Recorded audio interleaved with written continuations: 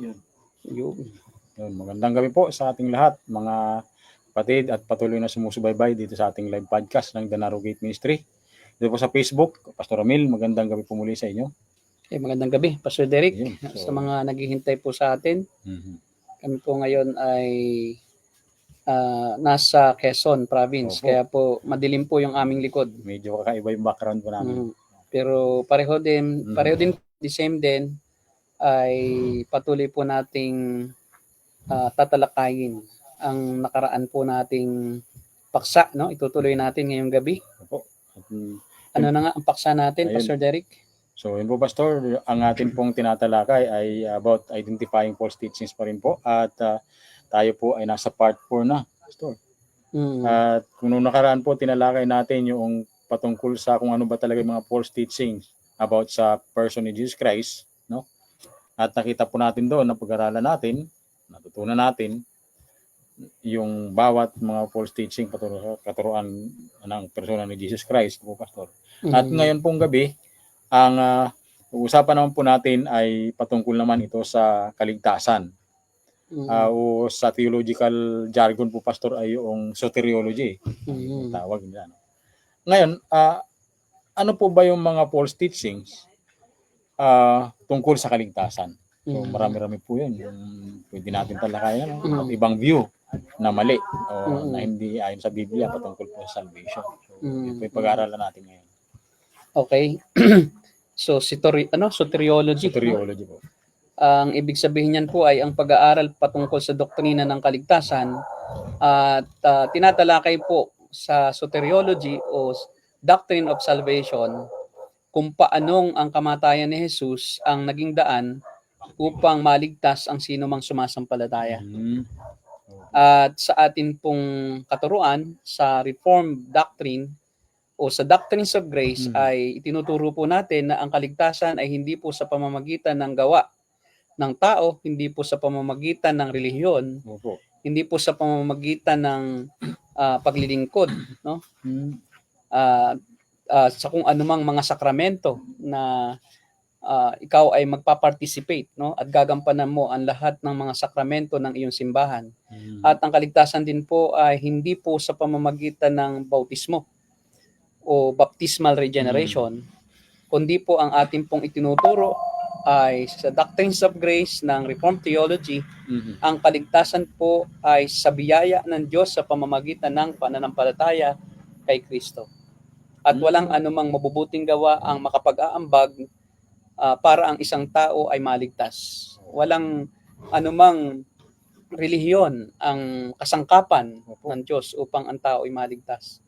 At walang anumang sakramento ang pwedeng gamitin ng tao upang siya ay maligtas. Sa makatuwid, ang kaligtasan po ay by the grace of God alone, through faith alone.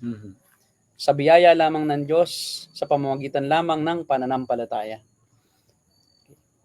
Yun po ang katuruan ng Reformed theology. Opo. So hindi pala po pwede yung hindi makapagliligtas yung mga mabuting gawa, Pastor. Hindi po. How about po yung katulad ng ginagawa ngayon ng karamihan, na di ba po ngayon ay mahal na araw, no? Marami sa mga kaibigan natin, kakilala natin na nasa Roman Catholic ay nagpipinitensya sila para maligtas, diba? At ginagawa nila, reenact nila yung ginawa po ng Panginoong Kristo, yung pag-sakripisyo, no? Nagpapapalo sila. So yun kaya po ay makatutulong para maligtas ang isang tao. Yan, ito nga po ang unang-una nating tatalakayin na isang maling katuruan patungkol sa kaligtasan, at ito po ang naging daan upang magkaroon po ng tinatawag na Reformation. At mula sa Reformation ay nagkaroon po ng iba-iba pong grupo ng relihiyon. Dahil po bago po ang Reformation ay iisa lamang ang Romano Katolisismo, iisa lamang ang Kristyanismo na tinatawag. At ito ay tinatawag na Romano Katolisismo. Pero noong pong panahon po ni Martin Luther ay nag-split po ang mga naniniwala na ang kaligtasan ay hindi po sa gawa, no? At kundi sa pamamagitan ng biyaya, no, ng Diyos sa pananampalataya. humiwalay po sila sa Katolisismo. At itong mga po ang naging daan upang magkaroon po ng tinatawag na Protestantism. Oh. Kaya po ang una na talagang dahilan kung bakit po nagkaroon ng paghihiwalay sa iisang grupo ng Kristiyano noon na tinatawag na Roman Catholic Church ay yung pong doktrina nga sa kaligtasan. Na ang katuruan po kasi, sa pagdaan po ng panahon, kasi po ang Romano Katolisismo o ang Romano Katoliko, sa umpisa naman ay tama ang doktrina rin ng kaligtasan. Lalo na po noong pong 313 AD, yun yung umpisa kung paanong niyakap ng imperyo ng Roma ang Kristyanismo, no, at naging Romano Katoliko na relihiyon. Dati po ay tama, no, ang katuruan ng mga Romano. Opo. No, patungkol sa kaligtasan at ito'y sa biyaya lamang ng Diyos. Ephesians chapter 2 verse 89, no? For by grace you have been saved through faith, no? And this is not of yourselves. This is the gift of God. Not of your own work, that no one should boast. So, yun, tama naman. Pero pagdaan po ng panahon ay nag-iba, no? Nag-iba ang katuruan ng Romano Katoliko at nagkaroon po ng tinatawag na sacraments. Hindi na po nasunod pala yun.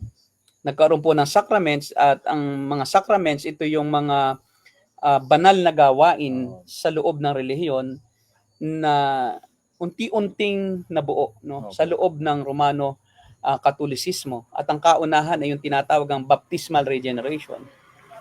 So nagkaroon po ng katuruan na dati na may wala, na ang original sin di umano ay mahuhugasan kung ang isang bata ay bibinyagan sa tubig.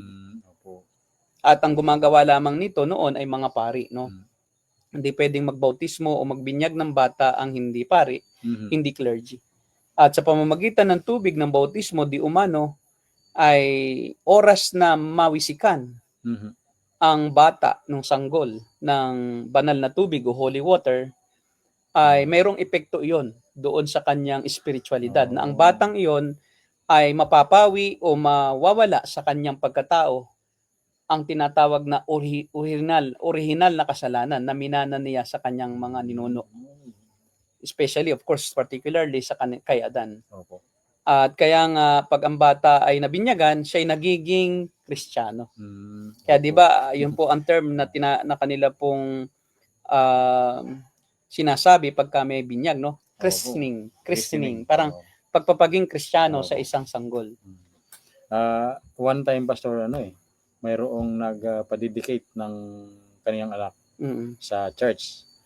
So, of course, sila naman po ay umaattend na sa church at nakarinig na ng gospel, regular na umaattend sa church. Pero, christening pa rin yung nung magpapahandog ng bata. Kaya sabi ko, hindi ganun. Iba ang binyag sa Katoliko kaysa sa paghandog. So, pinaliwanag ko sa kanila. Kasi yung binyag, yun nga, yung sabi ninyo po kanina na tinuturo nasa Roman Catholic ay mayroong kinalaman sa spiritual na kalagayan ng isang sanggol. Samantalang sa atin po sa paghandog, iba naman po tinuturo natin. So, sa malaking bagay, hindi po yun pala nakatutulong yung binyag para maligtas ang kaluluwa. Ini-infuse, no, sa Roman Catholic Church ay ini-infuse doon sa bata yung sanctifying grace. Wow. So mayroong nagpapabanal na biyaya ang Diyos na sa oras na yung bata ay mawisikan ng tubig, ay napapabanal yung bata, no? At yung kanyang minanang kasalanan mula sa kanyang ninuno ay mula kay Adan particularly ay mawawala at mapapatawad. Pala. Yun po yun. At yun po ay tinutulan, no, ni Martin Luther, no? At noon nga po ay nag-post siya, no, ng 95 theses against the Roman Catholic Church. Yun po yun. At of course, yan po ay noong 1517, no? Sumulat po si Martin Luther. Ito pong si Martin Luther ay isang German monk o pari na Aleman. At dahilan po sa kanyang hindi paniniwala o doon sa kanya pong masidhing pagnanais o hangarin na matuwid, ma-reform. Kaya tinatawag na Reformation, ito po ay basically pagtutuwid no sa mga maling katuruan ng Romano Katolisismo. Kasi kahit na sila ay nasa loob ng Romano Katolisismo, yung mga biblical na mga pari na hindi naman talaga naniniwala no sa mga katuruan ng Romano Katoliko, hindi sila makaalis. Dahil nga sanctioned sila ng Roman Empire. At kahit noong Spain na no, ang Roman Catholic ay ruled na ng Spain. So naging isa siyang institusyon na parang pagka ikaw ay umalis, no, parang magkokos yan ng malaking problema.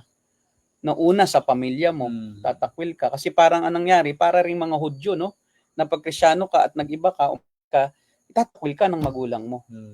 O pagka Muslim no, at ikaw ay naging Kristiyano o ikaw ay nag-iba ng relihiyon, itatakwil ka rin ng mga Muslim mong pamilya. Ngayon ganun din ang Kristyanismo noon. Matindi pala po noon, ano? Matindi. Ikaw ay ang tawag sa iyo anathema. Ikaw ay isusumpa. Kaya ayaw nila na magkaroon ng kaguluhan. Siyempre, marami na silang kapamilya na ang paniniwala ay talagang dedicated sila sa Roman Catholic teachings. Kaya po ayaw nila. Kaya ang gusto ni Martin Luther actually talaga, hindi siya aalis para mapanatili yung unity within diversity. Pero ang nangyari ay minasama yon. Kasi siya nga ay pari At sa kababasa po niya ng mga aklat ni Augustine, no, ay kanya pong talagang natutunan doon ang doktrina ng original sin at hindi ang original sin na mapapawi sa pamamagitan lang ng binyag ng tubig ng bautismo o baptismal regeneration. Yun po ang ibig sabihin ng bautismo o binyag sa bata baptismal regeneration. Naboborn again sila. Kaya sa Roman Catholic Church, may doktrina rin sila ng born again. At yung born again ay sa binyag. Sa binyag naman. Kung ikaw ay anak ng demonyo, ikaw ay minanang kasalanan, anak ka ng diablo, pag ikaw ay nawisik ka ng pari, ng tubig, nagiging anak ka ng Diyos. Kaya nagiging Kristiyano. Kaya wala may christening. At yan po ay, of course, alam ni Martin Luther na siya ay kagagalitan. No? Dahil tumutol siya doon sa kapangyarihan at yung kapamahalaan ng Pope. Ayaw na niyan tanggapin ang Pope. At yung 95 thesis, no, against the Roman Catholic Church ay kanyang ipinost. Siya po ang unang nag-post na sa hindi lang Facebook. Siya ang unang nag-post. Kaya lang sa pinto. Pinto naman, hindi po sa Facebook. Hindi sa Facebook, hindi sa TikTok. Nag-post siya at ang post niya na yon ay naging sanhi para kagalitan siya ng mga papa at ng mga kapwa niya pari. 1517 to be exact, no? At yun yung mismong official na starting point ng Protestant Reformation. Mayroon ako pong pastor tanong. So, ano po ang nag-udyok kay Martin Luther para, yun nga, yung nabanggit niyo kanina, para maging sa mga viewers natin, lalo sa bago pa lang na nakabukas. Ano po ang nag-udyok kay Martin Luther para maghangad siya na i-reform ang church? Ito po ba ay siya yung nagkakamali, lumalayo sa tinuturo ng Biblia, or natagpuan talaga niya yung tinuturo ng Biblia na totoo? Kaya, ang unang-unang dahilan kung bakit si Martin Luther ay kumalas ay yung doktrina ng penance. Yung penance, indulhensya or indulgence. So, ibig sabihin po, Pastor, wala siya doon sa... Wala sa Bible kasi. Kasi kaya siya tumutol. Bakit tayo naniniwala na pagka tayo ay gumawa ng isang mabuting gawa sa iglesia, ay meron iyong parang effect ating spiritual na katayuan sa Diyos na parang nabibili natin. Halimbawa, tulad noon, no, yung indulgence, tinutulan niya yan, na nagpapa-repair noon ang Roman Catholic Church noong St. Peter's Basilica. No? So, malaking pundo ang kailangan. At itinuro nila na pagka ikaw ay nagdonasyon, ay may epekto iyon sa kaluluwa, hindi lang ng kaluluwa mo, kundi sa kaluluwa ng mga namatay mong kamag-anak sa purgatorio. Kaya nga noon ay may tinatawag sila na kasabihan na pag kumalansing ang barya sa loob ng abuluyan, ay may isa namang kaluluwang umaangat. papunta o Ah, paakyat sa langit. depende po pala sa kalansing, ano? Oo, Kung depende. gaano dami ng sa lakas ng O kung kalansing. marami yung kumalansing, ay di marami ding hakbang, Opo. no, ang gagawin noong kaluluwa, paakyat Mm. sa langit mula sa purgatorio. At syempre, kung kukunti ang kalansing, ay di kalahating, di ba? Depende sa kaya nga ang nangyayari, ang sabi nga ni Martin Luther, para nating binibili ang kaligtasan. Opo. Di ba? Ganun talaga ang nangyayari. Oo. Hindi man direktang ganoon ang katuruan ay Mm. yung yung kaisipan, no? Yung katumbas na katuruan noon ay binibili na natin ang kaligtasan ng ating mga mahal sa buhay. At yun po yung doktrinang tinutulan niya, no? At ang problema sa indulgence ay nadagdagan, no? Ang katuruan na yan. Naging plenary indulgence at iba pang klase ng indulgence. At ang ibig sabihin ng indulgence ay the remission before God of the temporal punishment due to sin whose guilt has already been forgiven. So ang isang tao, isang miyembro ng Roman Catholic Church ay maaring magkaroon, no, o magbigay ng kanyang indulgence sa mga kondisyon, no, sa pamamagitan ng tulong ng mga leader ng Iglesia ng Romano Katoliko bilang mga ministro ng pagtubos. Sila yung nagdi-dispense, no, yung mga pari, at nag-a-apply ng authority, no, sa treasury para sa satisfaction ni Kristo. Para masasatisfy si Christ pagka ikaw ay nagbigay sa treasury. Opo. So yung pari ay mayroong kakayahan na ma-prescribe niya, no, na itong taong itong nagbigay sa treasury o sa kabangyaman ng iglesia ay magkakaroon ng pampalubag-loob naman kay Kristo at sa mga santo. At sila'y tutulungan na partially ay ma-remove yung temporal punishment doon sa purgatorio. No? Yun pala ang partial or temporal. Kung hindi man plenary. Yung plenary, lahat daw ng kanilang kasalanan ay mawawala kung mas malaki. Kaya nga ang sukatan ay gaano kalaki ang laki ng aking ibibigay para magkaroon ng plenary indulgence. Grabe, no? Kasi may partial indulgence, yung pagre-remission ng sin. So kung ganun po, Pastor, ang kaligtasan ay nakabatay sa estado mo sa buhay. Kasi the more na may kakayahan kang magbigay, ay the more na mas mararanasan mo kaligtasan. Yes, kaya yung mayayaman ay mas madaling maligtas. Wow. No? Kasi kung mayaman ka, mas marami kang pambigay. Opo. Kasi doon din nag-ugat yung the more you give, the more faith you demonstrate. Yun, di ba? So, nasa charismatic napunta rin. Yes, napunta rin sa charismatic. Ang charismatic lang ay pera, ang katumbas. Ang Katoliko naman, the more you give to the church, the more indulgences. The more remissions of sins. The more you can be forgiven. Temporally or partially. Depende on the amount, di ba? Of your offering. That serves your indulgence to God. Ngayon, pagdating naman sa charismatic, sa prosperity gospel ay the more money you give, the more offering that you will give to the treasury of the church, the more faith you demonstrate. And the more faith you demonstrate, the more blessings. Diba? That is commensurate kasi sa faith mo, yung blessing. So the more faith, the more money, the more faith, and the more blessing to come. Kaya nga you sow what you reap. So, di ba? Grabe, no? Iyon ngayon. Doon din galing sa Roman Catholic doctrine ng indulgence. Kaya lang iniba. Hindi na kaligtasan ng kaluluwa, kundi kaligtasan ng bulsa. Diba? So, yun. Modified.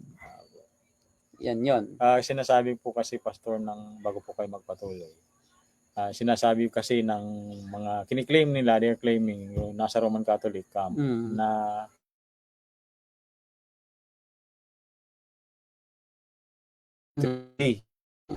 pero bakit nga kung tunay na sila yung tinatag, bakit si Martin Luther ang nakasumpong ng katotohanan na ang church ay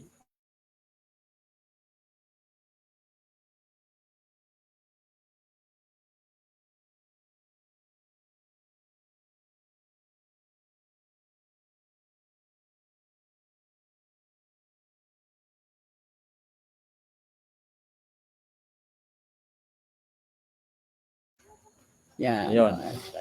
Ang tunay na church, paano nila masasabi na ang RC o Roman Catholic ang tunay na church na itinatagpo ng Panginoon kung ito ay salungat doon sa mga turo ng mga naunang alagad o ng apostol ni Kristo mismo. Di ba po? Kaya, sino ngayon ang sulpot? Kasi tayo po ng mga protestantismo, protestante, nasabi nila, tayo ay mga sulpot daw. Kasi nga, binibase nila yung pagiging sulpot doon sa Reformation lang, 1517. So doon lamang po. Ngayon, kung babalik tayo, ang sumulpot, Roman Catholic Church. Bakit? Hindi naman ang Roman Catholic Church na itatag during the time of Jesus Christ. Even 200 plus years after Jesus Christ's ascension to heaven, even 300 years after Jesus Christ ascended to heaven, wala pa namang Roman Catholic Church. Kasi akala nila ganito no? Akala nila originally ay parang supporter agad ang Roman government ng Christianity. Samantalang ang Roman government, ang Roman Empire, yung mga emperor ay kalaban nga ng Christianity. Halimbawa, sila Emperor Nero, halimbawa, kailan lumabas si Emperor Nero? No, si Emperor Nero ay lumabas nung taon na ito po, AD 37. Doon siya ipinanganak at naging siyang ikalimang emperor ng Rome. Una muna si Augustus, bago si Nero, nagkaroon muna ng 4 na emperor, si Augustus at siya ang emperor, si Augustus, noong time na ang Panginoon Jesucristo ay nagmiministeryo, Tiberius, si Caligula at si Claudius. Pagkatapos si Nero. Si Nero ay naghari hanggang 68 AD. 54 AD to 68 AD. Meaning may Kristyanismo na. Kasi ang Kristyanismo ay nagkaroon ng Kristyanismo during the time ng nangangaral ang Panginoon Jesucristo. Hindi pa lang tinatawag na Christian, pero ang tawag ay believers. Believers na sila. O believers, mananampalataya kay Kristo. Ngayon, kailan lumabas si Kristo? 3 AD, according to many scholars, 3 AD nang siya ipanganak. So 33 AD, 33 AD, nangangaral na siya. Kasi 33 years old siya At 30 years old siya nang nangangaral siya So kung 3 AD siya ipinanganak, so 33 AD, 30 years old siya, nangangaral na siya. So nung 30 AD, si Jesus Christ, ang emperador ay si Claudia. Si Augustus. Si Tiberius rather. Or si Caligula na, Si Caligula. Pero ibig sabihin 54 AD si Nero lumabas Opo. So ibig sabihin si Jesus Christ ay namatay na, Mga 20 years na patay na si Jesus Christ. At nabuhay na mag-uli na. Namatay siya at nabuhay na mag-uli at umakyat sa langit. Na. At 54 AD, 20 more or less years na si Jesus Christ ay nagtatag na ng kanyang mga grupo ng mananampalataya, nagkaroon na ng Kristyanismo. Di po ba yun, Pastor? Si Nero ay kalaban. Kalaban. So kung ang Roman Catholic Church ay totoong nag-umpisa sa panahon ng Panginoon Jesucristo, hindi magiging kalaban si Emperor Nero. Tama.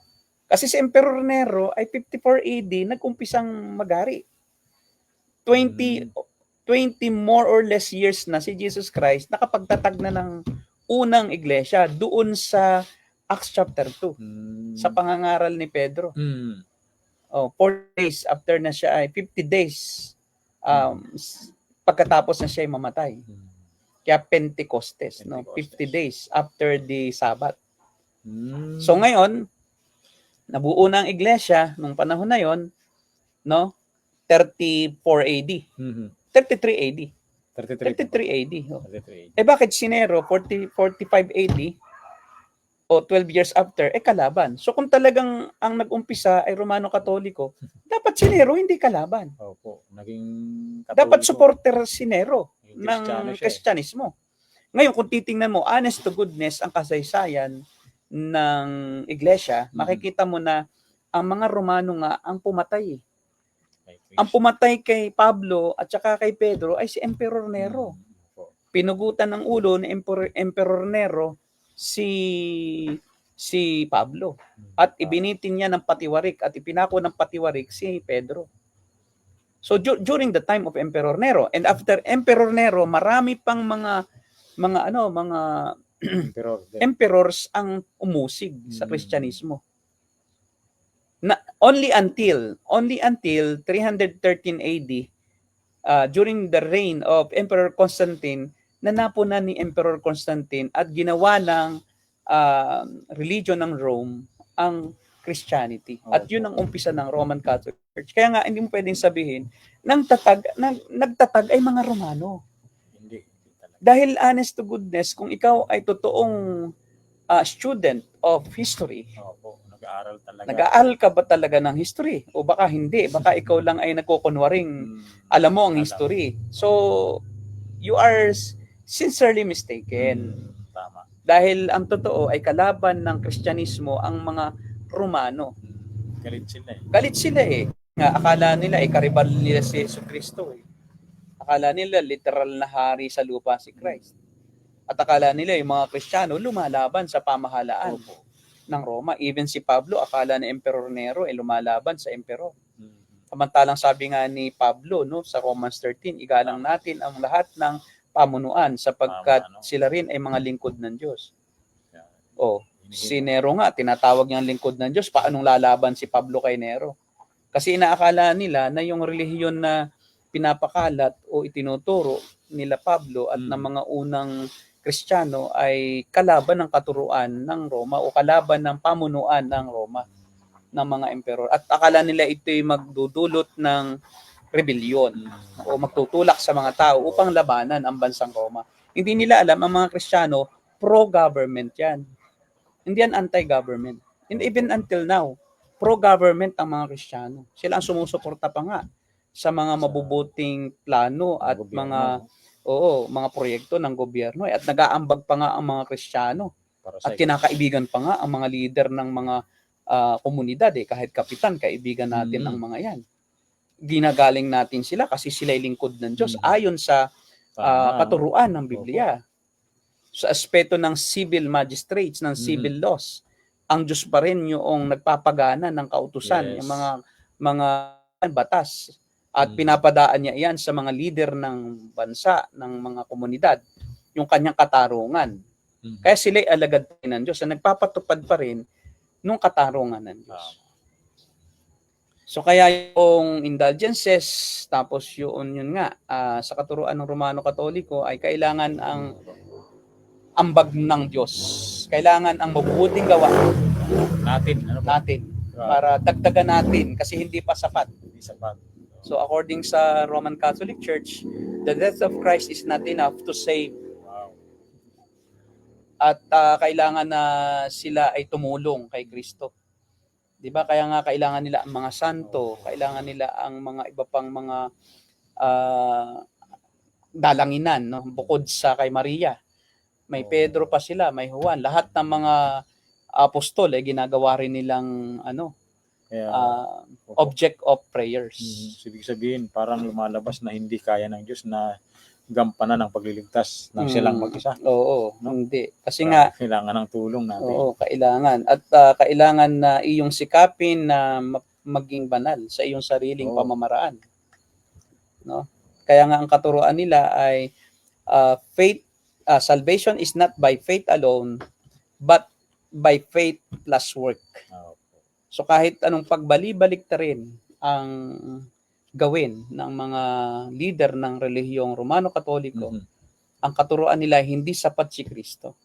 Kailangan ang gawa ng tao. May addition. You cannot be saved by simply believing in Christ, but by work. At ito po ang dahilan kung bakit nga may Reformation. Nagkaroon ng split. At ito ang isang napakalaking maling katuruan. No? Sa Galatia chapter 1 verse 8, no? Pakasumpain. Sabi po doon. Pakibasa mo yung Galatia chapter 1 verse 8. Galatia chapter 1 verse 8. Mm. Malinaw na sinasabi po dito. Mm. Sa King James na Tagalog. Mm. Subalit kahit kami o ang isang anghel mula sa langit ang mangaral sa inyo ng ebanghelyo na iba sa aming pinapangaral sa inyo ay hayaan siyang sumpain. Gaya ng aming sinasabi noong una at muli kong sinasabi ngayon. Kung ang sino man ay mangaral sa inyo ng ebanghelyo na iba kay sa inyong tinanggap o sa inyong tinanggap na, ay hayaan siyang pakasumpain. So, dalawang beses binanggit, Pastor, no? So, kung ang isang tao ay naniniwala na ang kaligtasan ay makakamtan sa pamamagitan ng hindi lamang biyaya, kundi dadagdagan niya ng gawa, ay pakasumpain din. Opo. Ano po ba yung tinuturo ni Pablo na patungkol sa kaligtasan? Yung ebanghelyo na binabanggit niya. Siyempre, Efeso 2:8 hanggang 9. So, yan ang kanya tinuturo. So, hindi malinaw po yung sinabi ni Pablo, no, na hindi sa pamamagitan ng mga gawa, no? Hindi sa pamamagitan ng gawa. Tinuturo niya iyan sa Romans chapter 4. Justification by faith. Opo. And then Romans chapter 5, no? It's only by faith that a man is justified, not by works. No amount of good works can justify a person. Kasi ang gawa ng tao ay pawang maruming basahan lang, no?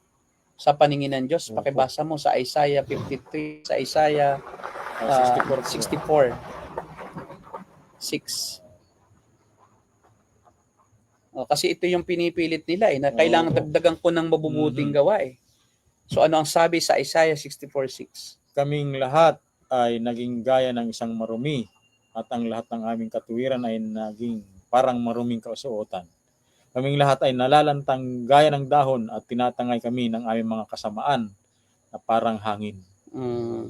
So sabi doon, ang aming mabubuting gawa ay pawang maruming basahan lamang sa paningin ng Diyos. Pamunas, no? Yung maruming basahan, colloquial sa Pilipino ay pamunas.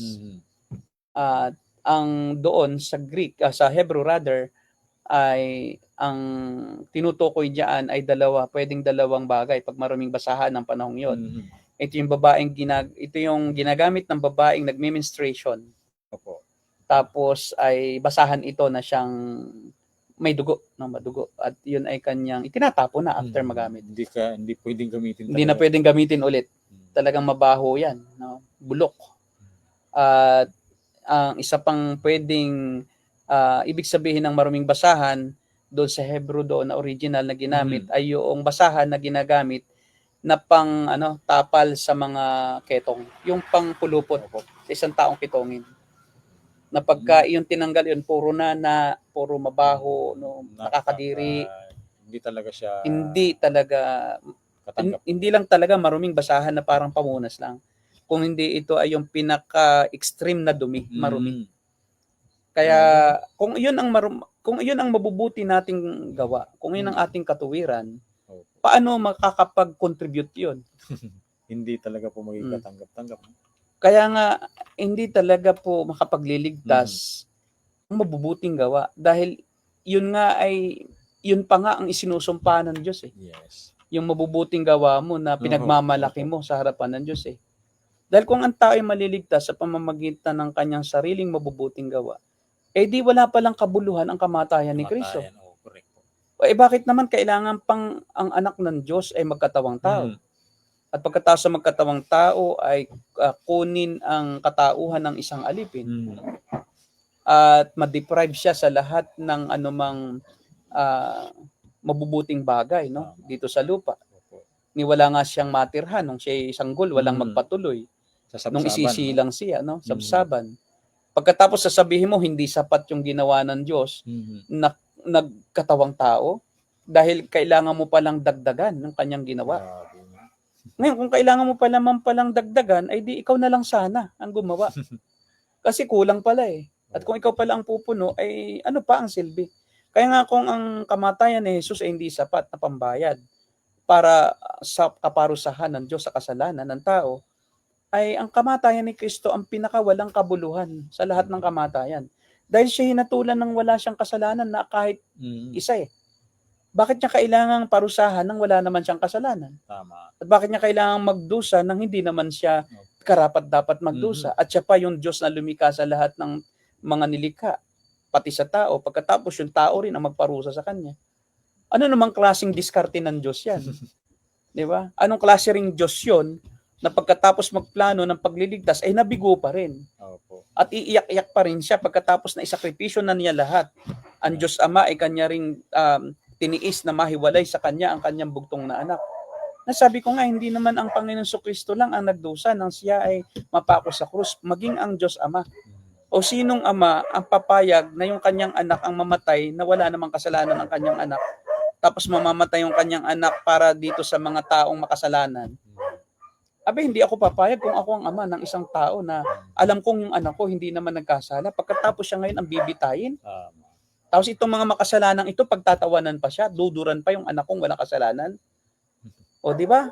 Eh baka kapangyarihang tao ay di akin ang pinadalhan ng mga kawal ko yan.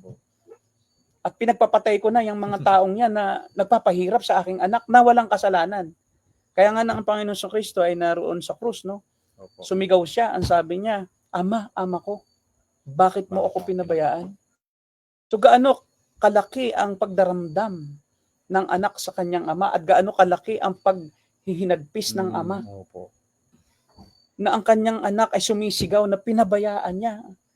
Di ba? Nung sandaling iyon, ipinasa ng Diyos ang lahat ng kasalanan ng mga hinirang ng Diyos doon kay Jesus. Kaya hindi niya matingnan ang kanyang anak sapagkat naroon ang lahat ng kasalanan. Kaya nga ang sabi doon sa unang Korinto, no, na naging kasalanan si Jesus para sa atin. As if si Jesus ay itinuring ng Diyos na parang nagkasala. Upang tayong mga makasalanan ay ituring na walang kasalanan. Pagkatapos na pagdusahan ni Kristo, yung kasalanan ng kanyang mga kinamatayan doon sa krus. Sa 5:21 po, Pastor. 1 Corinthians 5:21, anong sabi? 2 Corinthians po. 6. 2 Corinthians po. 2 Corinthians chapter 5, verse 21, pakibasa. Sabi po dito ay hindi nagkasala si Kristo. Ngunit alang-alang sa atin, siya ay itinuring na makasalanan upang sa pakikipag-isa natin sa Kanya, maging matuwid tayo sa harap ng Diyos. Biruin mo. Hindi siya nagkasala kahit kailanman. Pero itinuring siya ng Diyos doon sa krus na makasalanan. Kaya sumigaw ang anak ng ama ko, bakit mo ko pinabayaan? Sapagkat kailangang hayaan ng Diyos na mamatay ang kanyang anak. Perpektong anak. Na perpekto at banal at walang kapintasan. Ang kordero ng Diyos na nag-aalis ng kasalanan ng sanlibutan. Ang korderong walang batik, walang kapansanan, upang tayong mga makasalanan ay magkaroon ng kapatawaran at buhay na walang hanggan. Ganong kadakila ang pag-ibig ng Diyos sa atin. Pagkatapos dadagdagan mo. At sasabihin mo, teka muna, hindi sapat yan. Hindi sapat ang pagdurusa ni Kristo. Hindi sapat na iniwan ng Diyos ang kanyang trono sa kalangitan at naging tao. Hindi sapat yan. Ako ang tatapos ng kanyang sinimulan. Ako ang bida, ako ang magaling, ako ang banal. Ako kaya kong i-perfect ang lahat ng utos ng Diyos. Kaya kong sundin lahat. Grabe, no? Yun ang turo ng hidwang pananampalataya. Dalawa lang namang klase ang relihiyon sa mundo . Una, yung relihiyon ng biyaya. Ang biyaya lamang ng Diyos ang tanging daan upang ang tao ay maligtas sa pamamagitan ng handog ni Kristo. Yes. O lahat ng relihiyon, salihan mo na lahat. Yung iba pang relihiyon, kahit iba-iba ang pangalan, iisa pa, pare-pareho lang pinaniniwalaan, hindi sapat ang ginawa ni Jesus. Iba nga, hindi po naniniwala kay Jesus. Hindi nga si Kristo kinikilala ng iba, ng Islam. Diba? Maging ng mga Hudyo, na supposedly ang mga Hudyo ang pinanggalingan ng Kristyanismo. Hindi nila kinikilala si Kristo. Pero ayaw nilang tanggapin si Kristo na si Kristo ang tagapagligtas. Ayaw nilang tanggapin na si Kristo ay anak ng Diyos. Yan ay impostor, yan ay sinungaling, yan ay scammer, kumbaga ngayon. Si Kristo is scammer, manluloko. Pinapapaniwala ka lang para may tagasunod siya. Kasi ma-pride siya. Gusto lang niyang maging bida. Yun ang ano nila, paratang nila sa Panginoon Kristo. At ang kanilang ginagawa ay sa pamamagitan ng ating sariling lakas, tayo maligtas. Sa ating sariling kabutihan at katuwiran. Yeah. Kaya po, iyon po ang nangyayari. Ang Romano Katolisismo ay hidwang relihiyon. Yes po. At kaya nga po umaalis ang tunay na ligtas, kagaya ni Martin Luther, ay talagang humihiwalay. O kung nasa Romano Katolikong relihiyon man sila, ay hindi sila naniniwala sa kanilang pari. Pero ang hirap naman noon, no? Na ikaw ay sumasamba tapos nakikita mo yung leader mo pero ayaw mong paniwalaan. Opo, nagtuturo ng homily, ano? Nag-homily pero ikaw ay hindi ka sarado ang ano mo, isip mo sa kanya. Dahil alam mo na mali itong sinasabi nito. Eh bakit ka pa nagtitiis diyan? Kaya nga si Martin Luther lumabas eh. Ayaw sana niyan lumabas pa rin eh, pero talagang kailangan na. Kasi talagang pinipilit nila. Ito pa ang ilang mga katibayan na ang mga Romano Katoliko ay hindi naniniwala na sapat na si Kristo. Bukod sa bautismo o baptismal regeneration o pagiging Kristiyano sa pamamagitan ng binyag sa mga bata. Ikalawa yung penance, ito na nga yung sinabi ko, no? Na kailangan siyang mag-confess sa pari at tumanggap ng parusa, no? Para maibsan yung kasalanan niya, no? At kasama na diyan yung indulgences, no? Under sa penance kasi yung indulgences eh. Yung pag ikay nagsisisi, magbigay ka, simbolo ng pagsisisi mo. At yung ibinigay mo naman ngayon ay merong epekto yun sa kaluluwa mo at kaluluwa ng mahal sa buhay mo. Eh paano yun kung halimbawa yung isang taong nasa purgatorio ay wala nang kamag-anak? Ay paano siya pupunta roon? Eh wala namang bibigay para sa kanya. Wala mag-aambag. Tapos Eucharist, yung doon sa misa o doon sa Lord's Supper, ito yung sacrament of yung Eucharist na yun ay pagtanggap at pagkain na actual na katawan at actual na dugo. Alam mo, itong isang katuruang ito ng Romano Katoliko, itong Eucharist, ito ay blasphemy. Alam mo kung bakit? Ito ay pamumusong dahil sa kanila nagiging tunay daw na laman ni Kristo yung tinapay. Wow. Na pagka itinaas yung tinapay sa ere, kikiriring yun, kiriring. Pagbaba noon, magiging tunay na laman. Kaya nagiging cannibal. Kung ikaw ay kumakain ng laman ng tao, anong tawag sa'yo? Cannibal. Cannibal ay laman ng Diyos. Cannibal. Oo, di ba? Kumakain ka ng Diyos, blasphemy. Pero mo kainin mo ang Diyos. Di ba kasi si Jesus ay Diyos eh, naniniwala rin naman sila na si Jesus ay Diyos. Di ba? Naniniwala sila sa Trinity. Ngayon kung kinain mo yung katawan ng Diyos na si Kristo, kumakain ka ng Diyos. At yung dugo, yung mumpo yun ay ano lang, wine, grape wine. Pag yun ay inilagay doon sa kopa at saka yun ay itinaas, kumikiriring din, di ba? Opo. Kiriring kasi nagiging tunay na dugo. Ngayon kung ikaw ay uminom ng tunay na dugo, ano ka? Vampira ka. Di ba? You are di ba? Wala namang ibang umiinom ng dugo kundi vampira, di ba?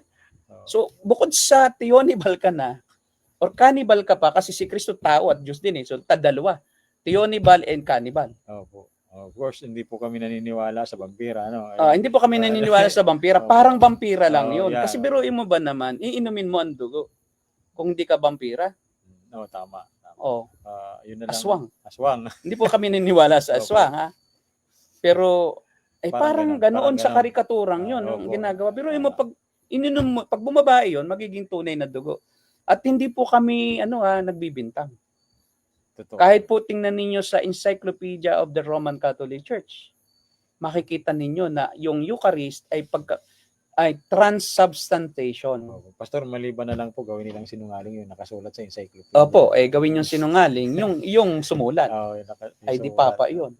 Hindi magiging sinungaling ang papa ngayon. Magkakasala naman kayo. Yes. Sa Diyos din. At dahil tinuturing nilang ang papa, ang representasyon ng Diyos ni Kristo. Kaya nga, Vicarius Christus ang naroon sa sombrero eh. Ibig sabihin ay Christ in the flesh. So lahat po na aming sinasabi ay may basihan dahil ito po ay mismong katuruan ninyo. Hindi po kami nag-iimbento o nagbibintang na ito ang turo ninyo. Opo, at saka ikaw mismo po, Pastor, galing ka po dyan, di ba?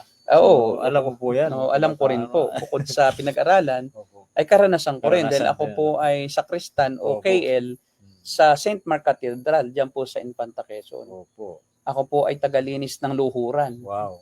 So, Ngayon, pagka yung luhuran, ginagawang tuntungan, nagagalit Galit ako, talaga. di ba? Kahit ako Nagkakasala nasa, ka naman. ay, nagkakasala ako sa tuwing linggo-linggo. Kasi nagbabantay ako sino bang tutuntong na naman dito sa nililinis ko. So pag may tumuntong, naku po, galit ako sa isip ko lang. Ano ba naman itong si ganito? Tinuntungan ay luhuran yun, di ba? So bantay-bantay ko yan. Kasi sunod na Sabado, lilinisin ko na naman. Naglalakad lang ako papunta, galing Libo, papuntang bayan, 2 kilometro. Para lang maglinis. Dahil wala akong pamasahe, tapos bigla mong tutuntungan yung luhuran. Di ba? So, dapat tinitiklop kasi yun eh. So, pagkatapos mong lumuhod, titiklopin mo para yung paa mo, hindi ka makatuntong doon. Ay, yung iba'y tamad. Total, may naglilinis naman dito. Tinutuntungan. Luluhod na nga lang, hindi pa. Hindi pa. Oo, itiklop boss. Pag luluhod ka, di saka mo ibaba at pagka tapos ka ng lumuhod, saka itaas mo at yung paa mo ay walang matutuntong ang luhuran. Ayun po. Kaya po lalong nagkakasala habang sumisimba.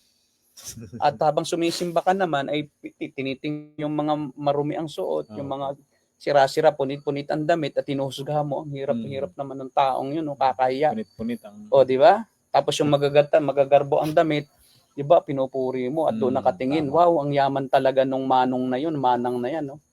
Diba? At sila yung mga hinahangaan doon sa loob ng simbahan. Alam mo, ang tawag ko dyan ay talagang hypocrisy. Na akala mo'y sumisimba, hindi. Bakit? Pag may bago kang damit, tsaka kasisimba. Kasi makakapagpang ka, ang bago ang damit ko, Lacoste, di ba? Buwaya o crocodile. Oo, nakaganyan. Di ba? Crocodile. Tuwan-tuwa pa sa crocodile. Buhaya. Crocodile na nga, natuwa ka pa, di ba? So pag may bago kang sapatos, o kaya pag birthday mo, saka ka lang sisimba. Ganun ba ang paglilingkod sa Diyos? Na pagka ikaw ay meron ng hihilingin, saka ka lang sisimba? O hindi po yan tunay na paglilingkod sa Diyos. Kaya nga po ako po ay ranas na ranas ko po yan eh. Kasi po ang pangarap ko nung una, maging pari. Yes. Pangarap ko talaga maging pari. Ang una kong pangarap, piloto. Pag di ako naging piloto, magdodoktor ako. Pag di ako naging doktor, pari ako. Kailangan ko maging pari. Kasi bakit? Pag ikaw ay naging pari, para ka na ring doktor, para ka na ring piloto, tinitingala ka eh. Pagka pari ka, para kang manggagamot, hahawakan ka parang mayroon kang power na magpagaling. Oo. Nagiging doktor ka rin. Oo. Sabi ko, kung hindi ako maging doktor o piloto, magpari ako. Pareho akong nakaabot sa piloto at doktor. Pag piloto, tinitingala, titingalain din ako. Doktor, magpapagaling, para ding manggagamot ako niyan. Kasi, hahawak ako kay Father. Ako'y magkakaroon ng biyaya ng Diyos eh. Pwedeng mapagaling yung aking sakit. Halikan mo yung kamay ni Father. Di ba? Para ikaw ay magkaroon ng biyaya. Para yung grasya. Kasi siya ang daluyan ng grasya. Siya ang repository. Yun ang sabi nila. Ng grace ng Diyos. Ngayon po, yung Eucharist, talaga pong napakamaling katuruan. Napakamali. Biruin mo, iinumin mo, ito tinan mo, kinain mo, ininom mo. Ano ang mangyayari pagkatapos ng isang araw? Kinabukasan, yung ininom mo at kinain mo, anong gagawin mo? Ng katawan mo. Idudumi mo. Idinodumi mo ang Diyos. Pagkatapos mong kainin, idudumi mo at pupunta saan? Sa septic tank. Naroon ang Diyos mo ngayon. Di ba? Di ba kinain mo siya eh? Ininom mo siya eh. Di inilabas mo. O sa inodoro mo ilalabas. Di saan pupunta? Sa septic tank. So, nangyari? Anong ginagawa mo sa Diyos? God of the septic tank. Grabe, sabi ko nga, alam mo kung ito'y naunawaan lang, hindi ito pamimiloso po, totoo di ba? Logic lang, logic. Kasi sa philosophy may logic din eh. Yes. Kasama sa philosophy ang logic. Na kung ano yung nangyayari, no, na usual. Diba? Kwentahin mo lang, parang mathematics. Kaya nga po 'yun, no. Sunod po ay yung yung confirmation. Ang confirmation, ito po yung anointing of the Holy Spirit daw. Kumpil. Ito yung kumpil. Halimbawa, ikaw ay nabinyagan na. Tapos ito baliktad ito eh. Actually, kumpil ang sunod ng binyag, no? So para ma-confirm kung tunay ka na Kristiyano, ay dapat pag nakasala ka uli, na alam mo na ang kasalanan kasi baby ka pa eh nung ikay na maging Kristiyano. Iko-confirm ka kung Kristiyano ka talaga. Mga elementary school days ay gano'n. Mga grade 3, grade 4, grade 5. Kukumpilang ka. Aanuhan ka ng oil. At meron ka uling ninong at ninang at sasabihin, ikaw ba talaga yung Kristiyano? Yun. Confirmation pala. Confirmation. Ang tawag doon, kumpil, no, sa Opo. Tagalog. Tapos yung pananalangin sa may sakit. Mm. Ito yung pagka may mamamatay, papatawag ang pari o yung mga laiko. Tapos magdadala ng oil at papahira ng oil doon sa noo at sa kamay. Mm. At ayon sa kanila, ito ay mapapatawad daw yung pinuntahan ng pari at pinahira ng langis. Yan. At dahil yung iba ay patay na nang dumating, ay sa ano na lang, sa simbahan na lang. Doon na lang, ipasok na lang, baka sakaling mahabol pa ng kaluluwa. Baka hindi pa nakakaangat doon sa kabaong. Ay, So pag nawisikan naman ng holy water, mabubuhay pa. hindi, mahuhugasan din ang Mahuhugasan pa. kasalanan. Opo. Kung hindi pa nakaalis. Ah, Hindi naman nila alam na pagkatapos mamatay ay paghuhukom. opo. Nasa impyerno na yan. Sa impyerno na, paano pa malinis iyon? Ngayon, kung hindi ka pa rin talaga maligtas, kahit ginawa mo na ito, dinaanan mo na itong sakramentong ito, magpari ka na o magmadre ka na. Oh, Oo. Gusto mo talaga mapalapit sa Diyos, magpari ka, magmadre ka. yun pala. Magpa-ordain ka bilang clergy. O, kaya yung iba talaga, may artista nga na nagmadre. Babae kasi gusto niyang maligtas. Gusto niyang kahit paano ay magkaroon ng pag-asa sa kaligtasan sa buhay na walang hanggan. Pilipina po ba yun? Pilipina, Parang dating artista. kilala ko po si Chinchin Gutierrez. Ayun, tama. Mahilig ka pala sa kay Chinchin. Ah, Sa artista. Naalala mo lang. Opo. Pero mo, umalis siya sa pagka-artista at nagmadre.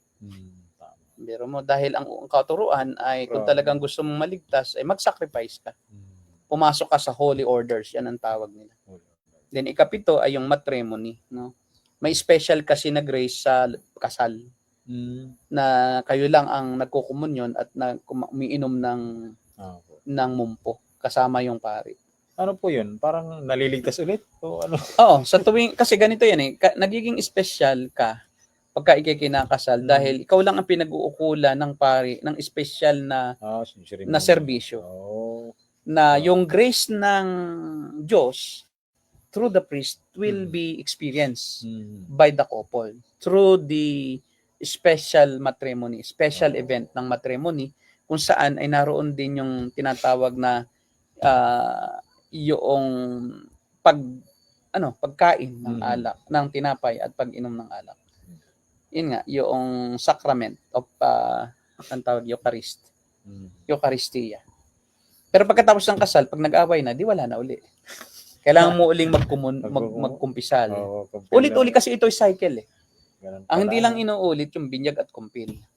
Nawawala ang salvation. Nawawala na ang salvation. Kasi pag ikaw ay naligtas dahil sa nabinyagan ka, nawala ang iyong inherited sinful nature, original sin, o diligtas ka. Ang kaso, natuto ka magkasala. Magpakumpil ka, magpa-confirm ka, o diligtas ka uli. Ay pagka-confirm mo, nagkasala ka. Talaga. So mag-penance ka o magsisi ka. Opo. So yan po pala, Pastor, yung ginagawa ng mga nagpipinitensya ngayon. Yes. Yung penitensya, doon nga sa salitang penance. Parang nagsisisi ka sa pamamagitan ng pagpapahirap sa sarili mo. Yung indulgence ay isa rin naman na penance na nagsisisi ka sa pamamagitan ng pagbibigay. Sinusuklian mo. Binabayaran mo. Ito namang penitence ay ikaw ay nagsisisi sa pamamagitan ng pagpapahirap o paggaya sa ginawa ng Panginoong Jesucristo. Na kung siya ay napahirapan, kung siya ay sinugatan, o di magpasugat ka rin. Kung siya pinutungan ng koronang tinik, magpaputong ka rin ng koronang tinik. Kung siya ipinako sa krus, magpapako ka rin. Kung siya tinusok sa tagiliran, yun lang, wag na. Patay ka na lang eh. Kaso nakita ko ang ginagaya lang nila, yun namang lang eh. Pas lang. Hindi totoong yun. Penitensya eh. Hindi po. Hindi eh. Kaso pagkatapos nga po niyan, Pastor, edi bukas meron na dito. Ay yung pong nagpampas ka, nagpasan ka ng krus para mabawasan yung kasalanan mo, kaya maligtas ka. Pero pagkatapos yung isa napikon, hinahampas siya ng malakas. Oo, nagalit. Nagalit siya. Nagkasala ulit siya. Lalong nagkasala. Di magsisi uli. Pasan ka uli ng krus. Kaya nga. Hindi, ang totoo naman ay sa penitensya, sa totoo lang yun namang nagpipenitensya unang-una, lalong nagkakasala dahil Nagiinuman eh. Ah, Alam, bago yung magpenitensya, Opo. tatagay yan para mamanhid. alcohol O, no. alcohol ang pampamanhid nila. Tapos habang ding habang nagpipinitensya, nagiinuman yan. May Nagiinuman. tagayan sa bawat istasyon. O, di ba? Tapos lasing na, tapos nangahabol na yan sa mga bata. Kahit Opo. takot na takot sa penitensya Hmm. sa amin. Kasi nangahabol ng mga bata. Nananakot. Siyempre kung bata ka, wala kang alam. Akala mo ano yun aswang eh. Inalay mo kung tao yun kasi di ba Iba may ang suot, laying ng ano yan eh. Mahaba. Laying ng ano yan, ng tuyong dahon ng saging. 'Di ba? Tapos nakasuklob na ganyan. Di siyempre nung bata ako, mga 4 years old, akala ko totoong ganun sila. Yung pala tao lang 'yun. Takbo ako ng takbo ngayon. Ay mga tiyahin ko, mga tiyuhin, talagang inaasar ba ako? Ako gigisingin ako tapos sasama ako doon tapos papalapitin mo. So nagpipipiglas akong ganun. Sabi ko ano ba naman ba? Ayun namang mga lalong nang aasar. Takot na nga yung mga bata, tinatakot Tinatakot lalo. pa. Grabe. Hanggang sa later nagkaisip ako, susunod-sunod ako sa pipinitensya, yung pala sila, mga tiyuhin ko lang pala yun. Di ba? Tapos yun, pagkatapos, mura dito, mura doon. Para din yung mga nagpipinitensya na noong pagka yung piyesta ng Nazareno, ang kanila naman pinitensya nakayapak doon sa Maynila. No? Iba naman, ano po? Tapos kanto-kanto, nagtatandway naman. Di ba? Yun. So, sa halip na maging banal, lalo lamang na nagkakasala ang tao. Nalalayo talaga sila sa Diyos. Lalong nalalayo sa Diyos. Kaya nga ang tawag diyan ay hypocrisy. Yung nag-aarte ka na ikay banal. Opo. Pero deep inside Hypocrisy hindi talaga. tunay yung iyong hindi tunay yung iyong debosyon. Ang gusto mo lang ay ikaw ay kilalanin ng tao. Tama. Sabi po ni Pastor Christian, Pastor, good evening Pastor Derek, wala sarap magkape dyan. Parang masarap po talagang magkape dito Opo. kasi po ay ang nasa likodan namin, iyan po ay Sierra Madre Mountain. Kung ano po yan, kung araw, ma-appreciate niyo yung view. Dahil yan po ay Sierra Madre. Kitang-kita. Kitang-kita po ang kabundukan ng Sierra Madre na asul na asul. Opo. Yan. Kaya nga po ang problema ay walang kaligtasan sa ganito pong relihiyon. Kaya po ito ang isa sa mga maling katuruan patungkol sa kaligtasan na kailangan ng tao ang mabubuting gawa, mag-perform siya ng mga good works para madagdagan yung merit ni Kristo. So Christ's merit is not enough to save you. So you need to add your own work of righteousness, your own goodness. But the problem is the scripture says that anumang katuwiran, all our righteousness are just like filthy rags before God. Walang kalugod-lugod sa ating mga sariling gawang mabuti. Sapagkat marumi lamang iyong basahan sa paningin ng Diyos. At ang sabi ni Pablo, kung dadagdagan natin ang mabuting balita ng kaligtasan, na ang kaligtasan ay regalo ng Diyos, hindi dahil sa gawa ng tao, ay pakasumpain ang sino mang maniwala sa ibang ebanghelyo at pakasumpain ang sino mang magdagdag sa ebanghelyo ng kaligtasan sa biyaya lamang ng Diyos. Talagang kahit ako man o isang anghel no? Sabi ni Pablo. Sabi ni Pablo, siya pa nga ang nangangaral at isa sa mga pinakamalaking kontribusyon sa propagasyon ng mabuting balita nung unang mga taon ng Kristyanismo ay biro mo, sabi niya, ako sumpain din kung baguhin ko. Grabe, no? Wala akong kabuluhan, wala nang kabuluhan ang lahat ng ginawa ko kung baguhin ko. So pwedeng nag-umpisa ka tama pero namali ka, walang kabuluhan 'yon. Sumpa talaga. Pakasumpain ka pa rin kahit mga anghel Kasi parang blasphemy, hindi lang para. Hindi lang para. Sinabi niyo po kanina, na blasphemy talaga ito sa Diyos. Blasphemy po, lalo yung biruin mo.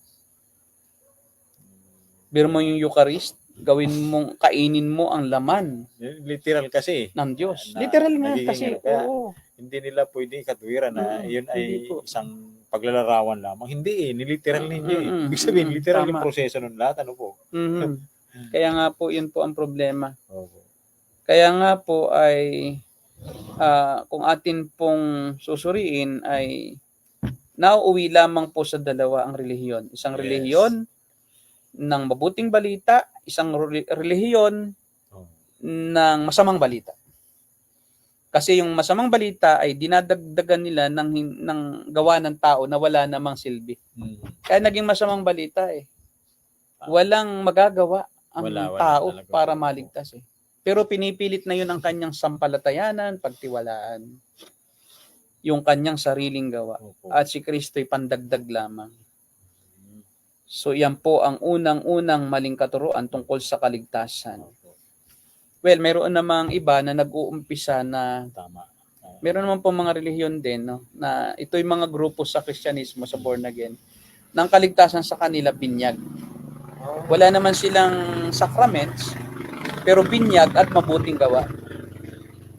Ito po yung katuruan ng JMC, Jesus Miracle Crusade, Opo. Almeda.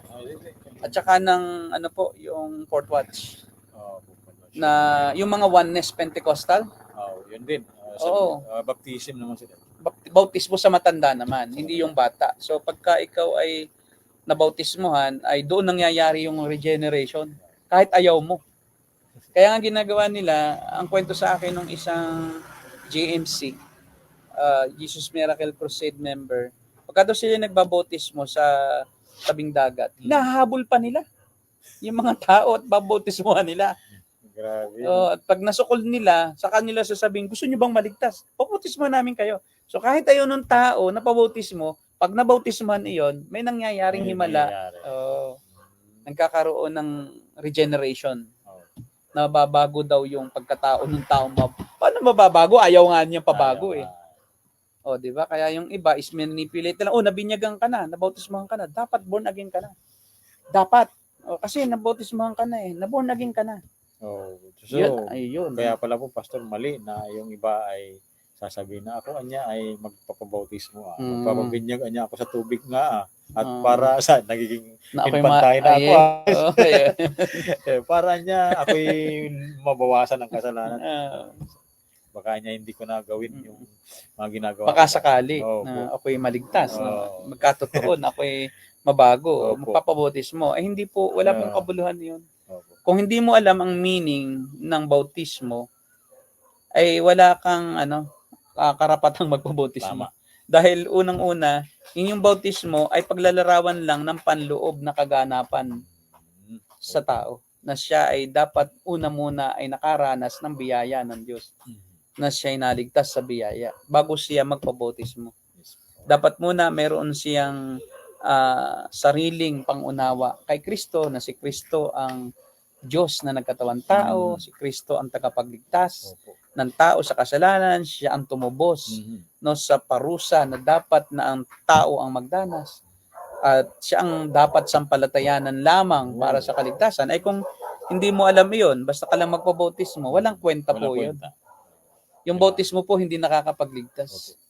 Yung magnanakaw nga sa krus hindi man lamang po ibinaba ng Panginoon nung siya ay nasa krus Teka muna, mag-bautismo ka muna.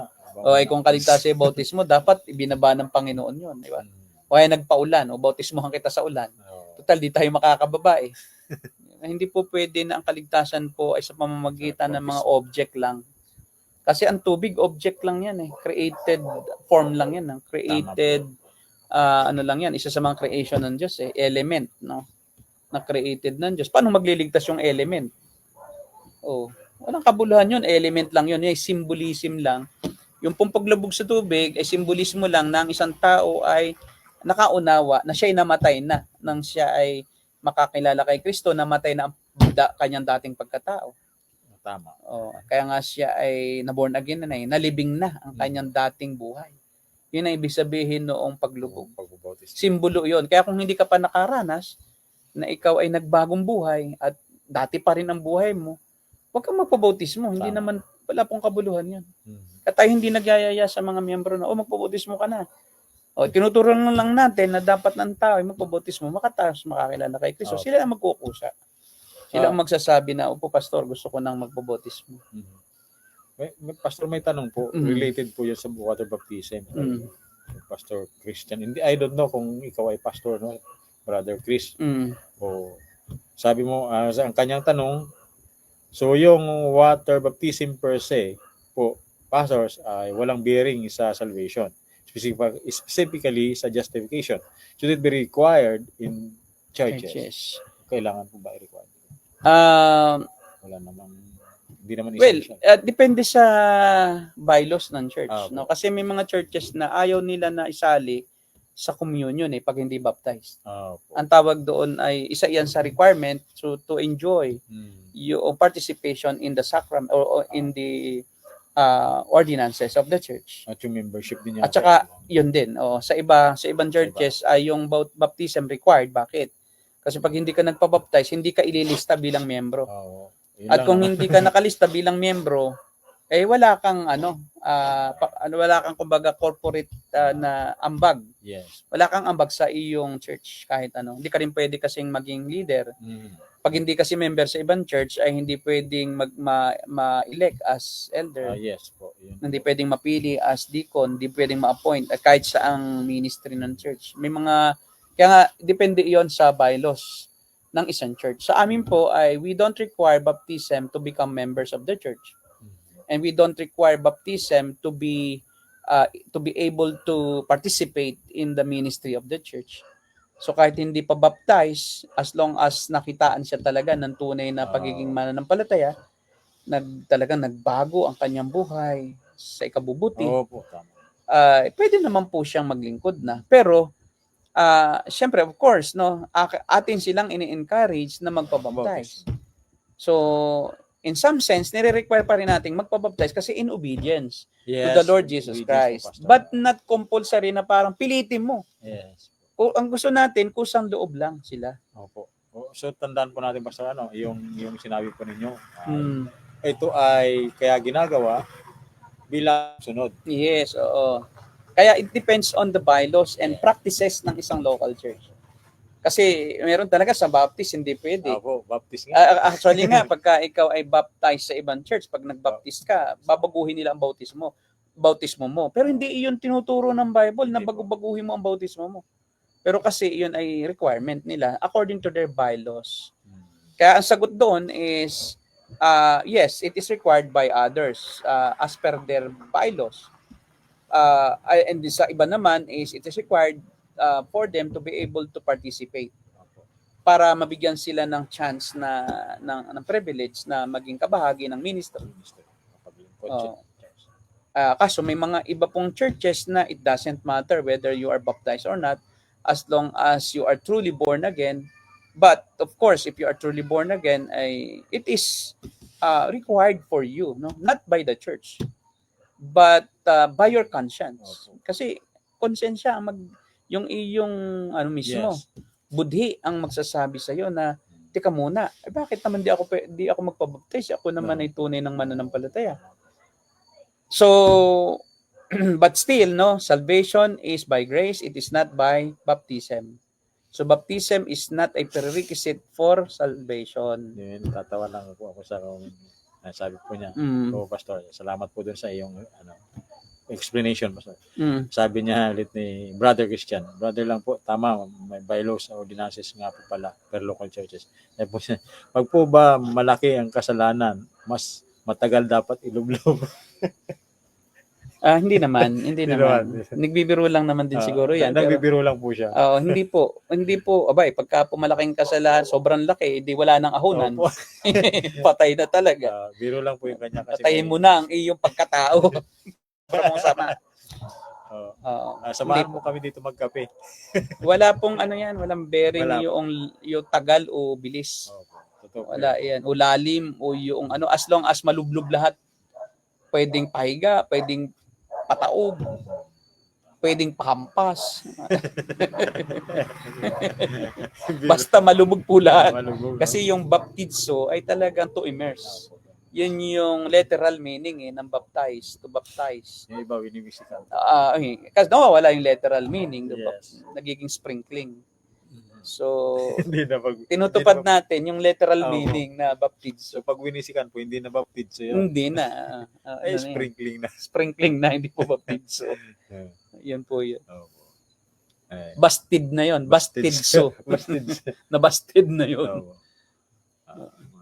Okay, meron pa bang tanong? Mag-entertain na tayo ng mga tanong. Sige po. Kay Brother Homer Pajaro Sostino. Pastor, may mga tanong po ako, 3 lang po. Okay po ba? Ikaw konti. Opo. Una, sige. Okay po ba na kahit alin po sa dalawa sa pangalan ni Jesus o sa pangalan ng Ama, ng Anak, Banal na Espiritu ang bautismo? Ano, una man ang tanong, okay lang po kahit sa pangalan ng Panginoon Kristo, Yeah. o sa pangalan ng Ama, ng Anak at ng Espiritu, o sa pangalan ng Anak at Espiritu. Kasi po wala naman Walang pong ano yun. formula na isa lang eh. At saka wala naman pong ano yun eh, yung bearing, yung ilagay mo lahat o isa lang. At tinuturo po ng Biblia ay yung mismong bautismo nga eh, simbolismo lang eh. Simbolismo po yan. O di kasama na roon yung pati yung kung anong manner. Simbolismo nga lang yung buong rite na yan. Pagkatapos bibigyan din mo ngayon yung pangalan. So hindi po yung pangalan ang nagliligtas, hindi. Tama. Hindi yung ang tama lang ay ama lang. Pero of course, ay sa atin, ang ginagawa po natin, kinukumpleto na natin. Ba't mo pa kukulangan eh? Naroon na rin lang. Di ba? Bagay parang magbububong ka na rin lang, ay dilagyan mo na nung paluko at lahat na. Bakit naman isa lang, ay naroon ka na rin? Ay, hindi rin naman kailangan isa rin lang, o dalawa lang, o hindi rin kailangan 3 lang. Ay, di kumpletuhin mo na. Kasi sabi naman ng Panginoon, di bautismo niyo sila sa pangalan ng Ama at ng Espiritu at ng Anak at Espiritu Santo sa Mateo 28, di ba? Eh di gawin mo na rin. Opo, yun naman ang Kasi sa oneness gusto nila ay Jesus only. Kasi bakit? Kaya Jesus only sa oneness kasi si Jesus na rin ang Ama, si Jesus na rin ang Espiritu. Sablay po yun. Merong maling katuruan kasi sa likod noon eh. Ngayon kung ikaw naman ay hindi oneness, eh bakit naman? Binabautismo sa pangalan ng Panginoon Kristo. Alam mo namang naroon na rin ang Ama at Anak sa presensya ng bautismo. So ang problema doon ay meron kasing pagbibigay diin sa Jesus only name dahil para ma-modify nila yung maano nila no, kumbaga talagang maisiwalat nila yung modalism. Ma-emphasize yung modalistic view of God. Yun ang totoo sa kanila. Oo, kaya nagkakaroon lang ng issue eh. Maling doktrina sa likod ng pangalan. Nakala nila ay mode lang yung pangalan na yun. Kaya alisin na natin ang mode, si Jesus na lang. Hindi nila alam, persona talaga yan. Ano pang ikaw? Sa pangalawa, lubog po ba sa tubig o binubuhusan lang sa ulo? Ay, baptizo nga, ay lubog. Eh di atin ang sundin, wala namang mawawala kung sundin na natin. Eh ngayon, kung talagang walang-wala, walang swimming pool, walang kasyang timba na malaki, wala namang kahit anong means, nasa kulungan. Kaya yung ibang bedridden, di na pwede yung baka malunod eh. No? Mamaya, matuluyan naman. Sa halip na maligtas sa kamatayan, ay napaaga ang pagkabuhay sa espiritu sa langit na wala ng physical. So, case-to-case basis pa rin. Although immersion, but that's not, hindi tayo dapat maging dogmatic eh. Kasi i-mode lang yan eh. Mode eh. Symbol lang yun eh. Ba't mo naman gagawing parang salvific na yung lalim o babaw o yung dami o konti ng tubig? Di ba? Eh kung talagang walang-wala, eh di gumamit ka nung parang sa pari, yung may gano'n, no? Yung baril-barila. Water gun, ano? Kaya lang, ay nakakatawa naman. Pag gagamit ka pa noon, eh pwede namang kamay. Kasi bakit ka pa tamad mo na noon pag gano'n? Natatamad na lang kasi sa Katoliko kasi sa dami na, no? Saka hindi maabot ng wisik ng kamay o di water gun na. Di, mas maganda doon yung bumbero. Yung pressure. Yung pressure ng pag di talagang tumbahan yan, di ba? O di mai-slain pa. Double purpose. Mabautismo na sila, may slain pa. At talagang lulubog kasi sobrang laki ng tubig. O yun na lang ang gawin natin, bumbero. Bumbero na lang. Lunod talaga. Lunod. Kasi, wala pong ano doon. Wala pong masyadong importance yung dami o kulang ba o sapat ba ang tubig, hindi. Kundi yung po'y symbolism nga lang eh. O bakit mong bibigyan diin yung dami? Symbolismo nga lang. Pero, kung mayroon naman, bakit naman hindi ka na lang lumubog sa tubig, di ba? May ilog naman o kahit sa ibang churches nga. Ako nga noon, nagbaptize ako dahil gusto magpabaptize eh. Ano lang eh, yung pool na plastic na pinuno lang ng tubig. 2 tao lang kasya. So, iba nga, drum na lang eh. Sa Africa nga, ano lang eh, wisik-wisik lang eh. Walang tubig eh. Masaya na sila roon.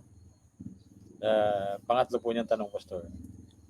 Sabi niya si Apostle Paul o si Apostle Pablo po ba nagbautismo sa pamamagitan ng pagbuhos ni Ananias paglubog sa tubig. Salamat pastor at pasensya na naparami tanong. Na ano? Na Kung ang pagbautismo daw po ba ni Pablo kay Ananias. kay Ananias ay paglubog sa tubig o Wala namang pagbuhos lang? wala namang binanggit sa Bible na binautismuhan niya si Ananias sa pera eh.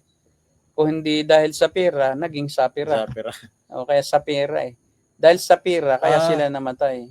Ang ibig sabihin po niya, yung di ba yung binautismuhan si Pablo ni Ananias? Ananias? Ba? Hindi naman si Hindi siya Ananias. binautismuhan po. Siguro nung kinatag po ni Pablo si Ananias nung siya po ay Hindi siya sa hindi si Ananias na yung po, yung hindi mo propeta ba yun? Magkakatad. Ano yun? magkukulti ng katad. Yung Si Pedro kulti ng- naman yun eh. Kay Pedro Hindi naman ba? si Pablo eh. Di ba po nung nabulag siya, mayroon nung inutos ang Oo. Si Ananias na. Oo, si Ananias. Wala namang binanggit eh. Opo. Na binautisman Wala niya po. si Ananias eh. Si Ananias daw po ang nagbautismo. Wala ring binanggit eh. Wala pong. O, di ba? Wala pong binanggit na nagbaptize ay si Ananias. Well, walang ano eh. Wala pong malinaw na isang katuruan Wala po. na si Pablo ay binautismuhan ni Ananias. Well, yun ay view ng iba. View yun ng iba. Marahil po yun. Interpolation. No? Parang isiningit nila dahil nga si Ananias yung nagpagaling. No? Opo, mata.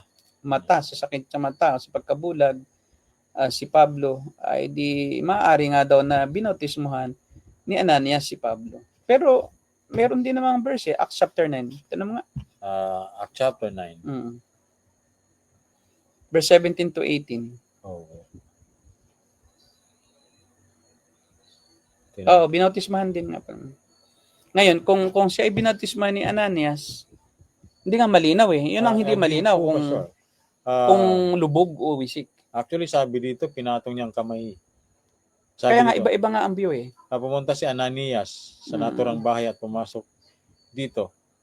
Pinatong niya ang kanyang mga kamay kay Saulo at sinabi niya. Ang interpretation ng iba dyan, yung pagpapatong baptism eh. So, ang sabi naman, baptism of the Holy Spirit or anointing or baptism in water. Walang malinaw. Opo. Hindi pwedeng walang malinaw. Hindi mo pwedeng gawing dogmatic yun eh. Kasi kaya sa ibang salin, pinatong. Sa ibang salin, binautismuhan. Yun. Sa New King James Version siguro yan. No? Kasi sa King James po, King James yan eh. Pinatungan lang siya. Sa verse ano yan, no? Verse 17. Lay hands din lang eh. Kaya walang malinaw. Wala. Pero yun nga, ang interpretation ng iba, yung laying on of hands ay baptism. So maaaring, kasi nga, bautismo, ginaganon din ng kamay, di ba? So maaaring yun, yun namang iba, sinasabi ay inanoint. Parang pinagpray. Pinagpray lang si Paul ni Ananias. Okay? So, sa verse 18, meron yan, na binaptize siya. Verse 18. Sa verse 18. Immediately, there fell from his eyes as it has been scales he received the forthwith in a rose in was baptized, no?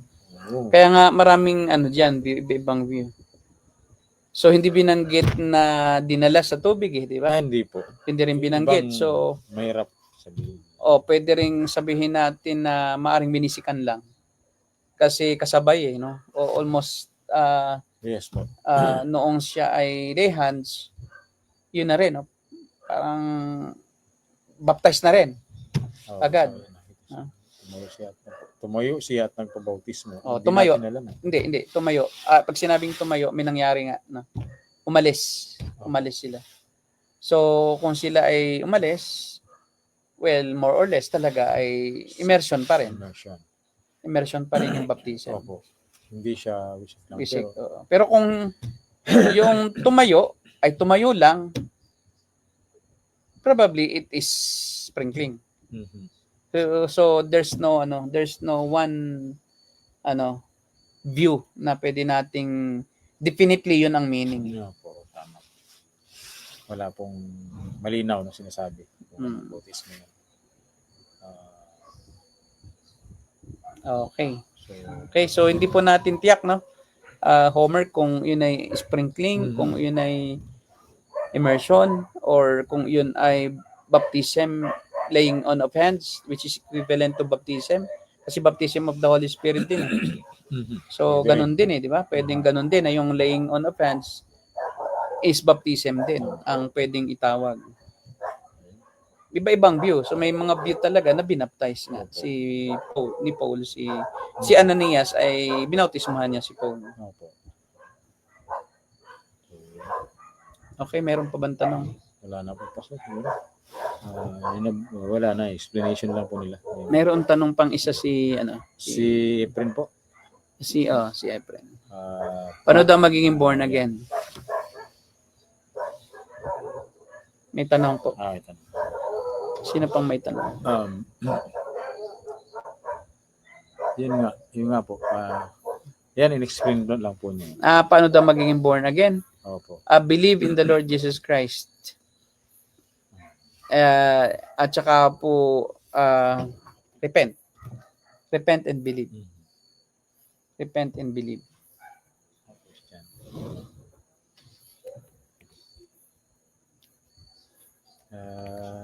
Yeah. Ano pa ang tanong?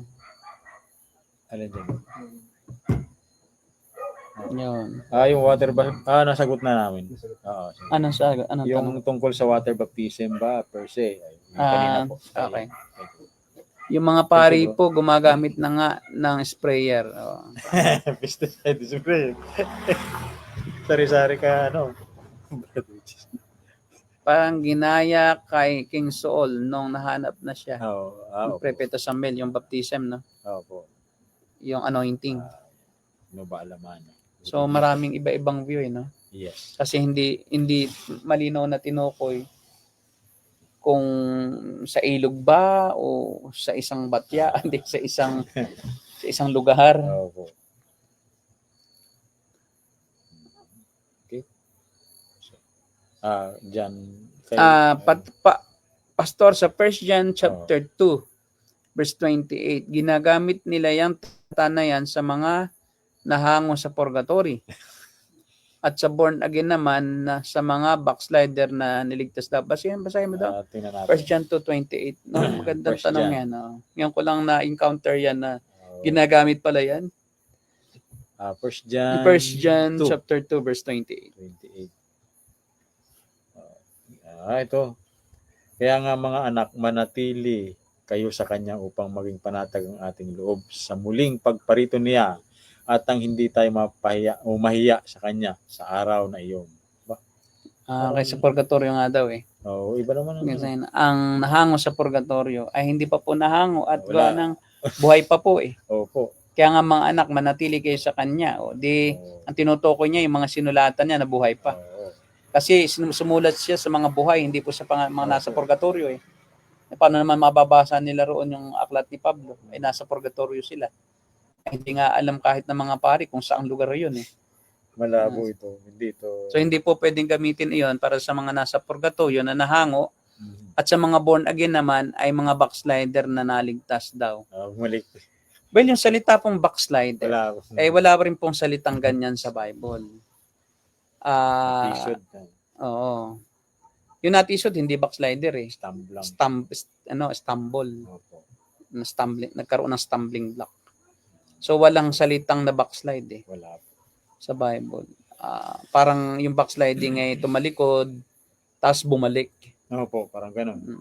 Ang mayroon sa Bible po, Pastor, maliwanag yung pagtalikod, yung apostasy. Apostasy. Pero yung backsliding, nag-apostasize, bumalik. Kasi, di ba? Di ba? Na backslider. Ibig sabihin, nag-back, tapos nag-slide, bumalik. Ulit. Opo. So wala pong ganoon. Ang meron ay apostasy o mga apostates. Wala pong tunay na Kristiyano na magiging apostate. Opo. So mga naging apostate sila dahil hindi sila tunay na Kristiyano. Yan siguro yung sinasabing backslider, ito yung mga Kristiyano na nagkasala pero nagsisi. At sila'y tunay na ligtas kaya nagsisi. Yung backslider, wala naman talagang ganyan sa Biblia. Kasi yung backslider, ginagamit nila yan para parang ano bigyan ng justification na okay lang naman Opo. Ako na may backslider lang Parang it is used as justification for sinful living. Hindi po pwedeng gamitin iyan na parang okay, total ikaw naman ay magbabackslide din lang Opo. Ikaw na may babalik din Para kasi ang backslider is parang bumalik din. Bumalik din. May pag-asa pang bumalik. Parang ganun. Parang hayaan mo lang siya, backslider lang. Ngayon po ay hindi po natin sigurado kung isang tao ay Kristiyano o hindi. Tama. Malalaman na natin na siya tunay na Kristiyano dun sa huling sandali ng buhay niya.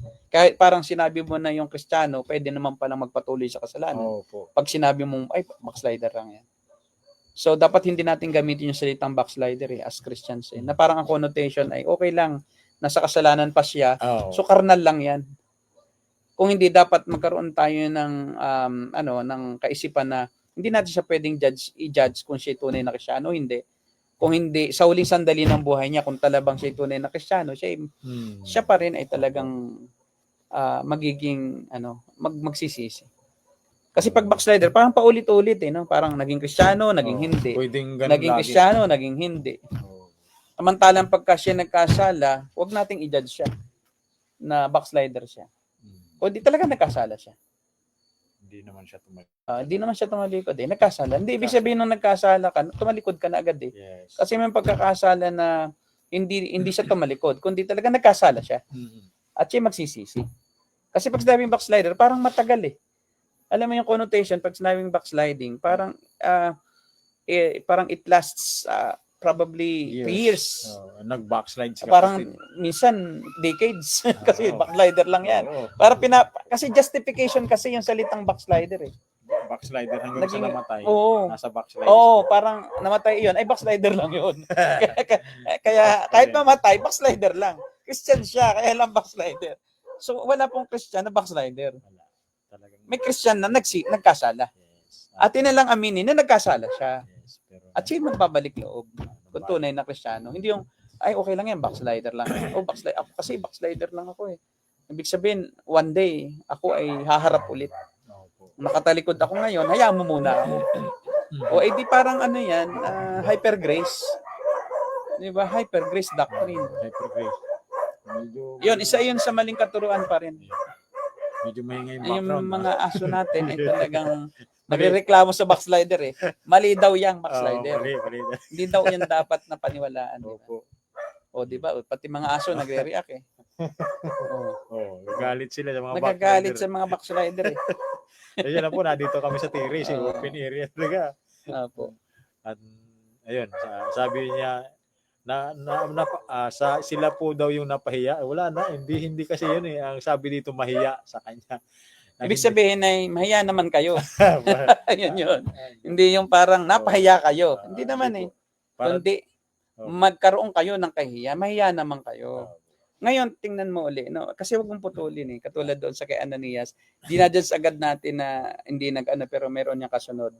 Kung alam niyo si Kristo ay masunurin sa kalooban ng Diyos, dapat din ninyong malaman na bawat sumusunod sa kalooban ay anak ng Diyos. Diba unang Juan yan, di ba? Pinag-aralan natin dyan.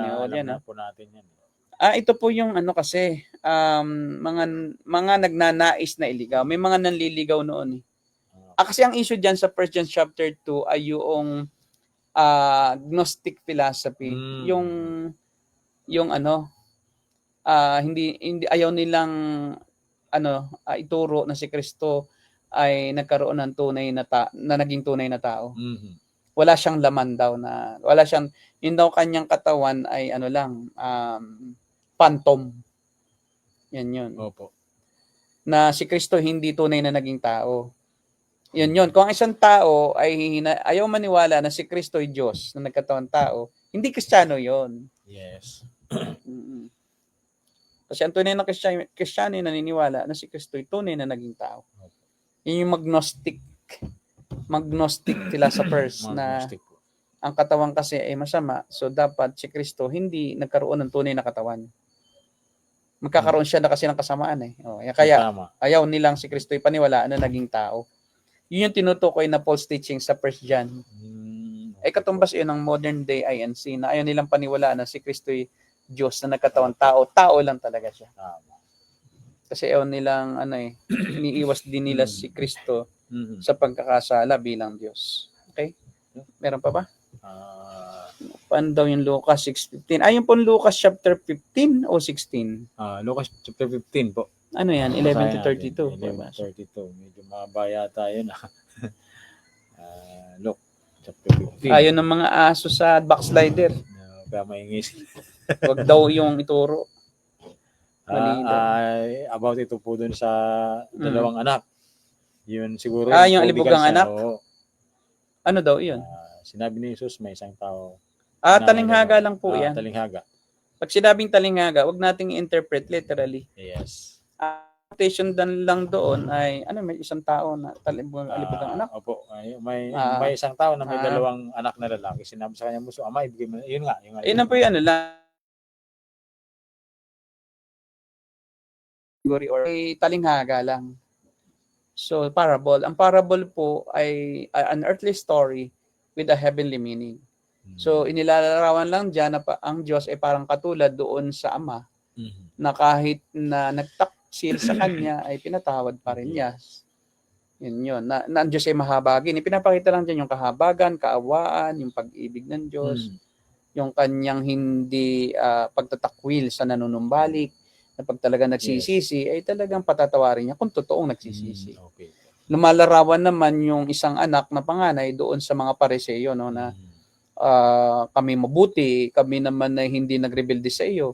Yes. Ba't kami ay hindi mo binibigyan ng katulad ng ibinigay mo doon sa anak mong nagrebelde? Yung mga mainggitin, yung mga ang tingin sa sarili, matuwid. At dapat sila ang bigyan ng pagpapala dahil sila yung matuwid. Mga self-righteous yun. Nagre-reflect naman sa mga Pharisees. Yung ama doon ay sumisimbolo sa Diyos Ama.